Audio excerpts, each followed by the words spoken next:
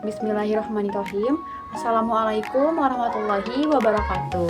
Halo semuanya, perkenalkan nama saya Dina Melinda Alhaj dari kelas MA 24CA01.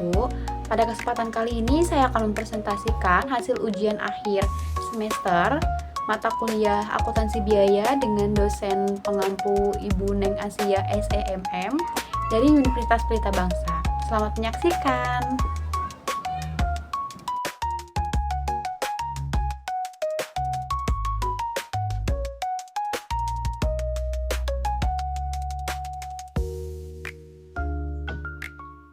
PT Abadi memulai kegiatan produksinya pada bulan Agustus 2020 dan menjalankan proses produksi melalui dua departemen, yaitu pembentukan dan penyelesaian.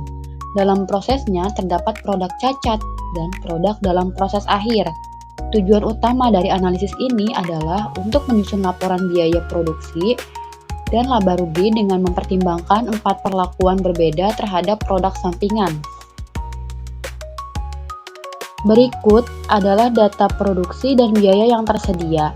Di Departemen Pembentukan terdapat 4.000 unit dalam proses awal, 3.600 unit ditransfer ke departemen selanjutnya, 100 unit mengalami cacat dan 300 unit masih dalam proses akhir. Di Departemen Penyelesaian diterima sebanyak 3.700 unit, 3.200 unit berhasil ditransfer ke gudang, 40 unit cacat, dan 460 unit masih dalam proses akhir.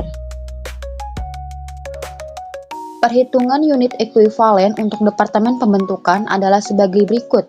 Untuk bahan baku, seluruh 3.700 unit dianggap selesai, ditambah 300 unit dalam proses akhir dikalikan 100%, sehingga totalnya 4.000 unit ekuivalen bahan. Untuk konversi, 3.700 unit selesai ditambah 300 unit dikalikan 70% menghasilkan 3.910 unit ekuivalen. Selanjutnya untuk Departemen Penyelesaian, unit ekuivalen bahan adalah 3.240 unit selesai ditambah 460 unit proses akhir dikalikan 100%. Totalnya 3.700 unit. Untuk konversi, 3.240 unit ditambah 460 unit dikalikan 80% diperoleh 3.608 unit ekuivalen.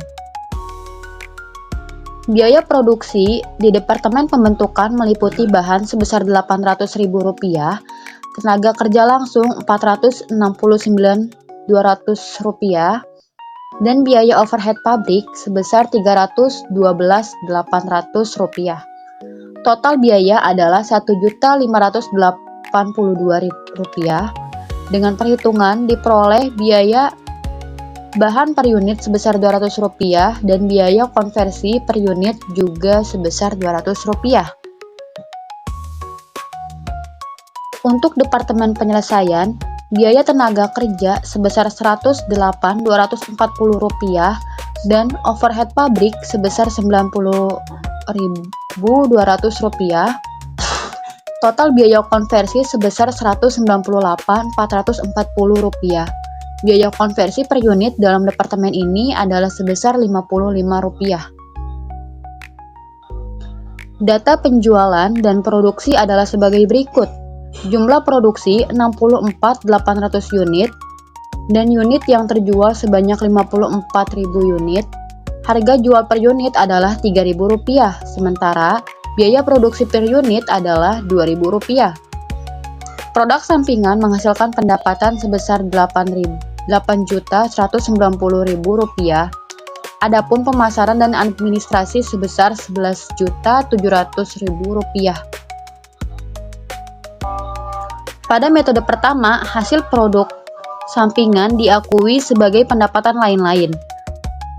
Penjualan sebesar Rp162 juta dikurangi harga pokok penjualan Rp108 juta menghasilkan laba kotor sebesar Rp54 juta. Dikurangi beban usaha senilai Rp11.700.000 dan ditambah pendapatan lain-lain senilai Rp8.190.000. maka diperoleh laba bersih sebesar Rp50.490.000. Pada metode kedua, produk sampingan dianggap sebagai tambahan penjualan. Total pendapatan menjadi Rp170.190.000 setelah dikurangi harga pokok penjualan sebesar 108 juta dan beban usaha sebanyak Rp11.700.000. Laba bersih tetap sebesar Rp50.490.000. Metode ketiga, produk sampingan digunakan untuk mengurangi harga pokok penjualan.